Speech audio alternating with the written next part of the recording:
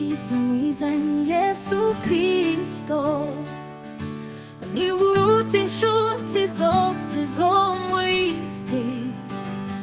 Igikundiro cye cyinshi nicyo cyanyemeje kumusanganywe, anyuhagira nkirankize, anyurura mbabaye, ankiza amakuba, amaganya yanje yaje yanyakira, yakankinyenyera iteka, n'uw'igikundiro, ni uruta inshuti zose zo mu isi.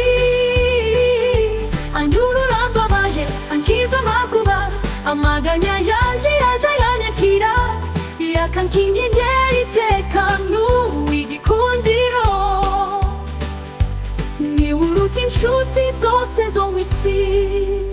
Intimba zanje zose yarazikoreye, ukongerageje uwandinda wa mubi, ibyantwazaga igitugu yarabimbatuye, n'igihome cyanje yamwishamo. Naterwa na Satani, gahanwa n'inshuti, Yesu azantabara anyeze mu ijuru, yakankinyenyera iteka, n'uw'igikundiro, ni uruta inshuti zose zo mu isi.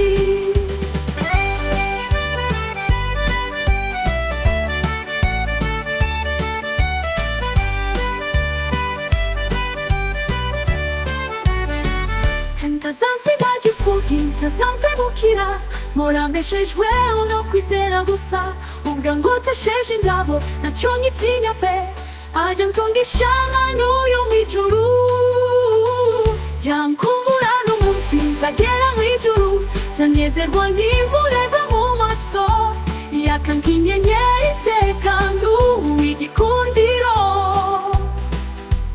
ni uruta inshuti zose zo mu isi, ni uruta inshuti zose zo mu isi.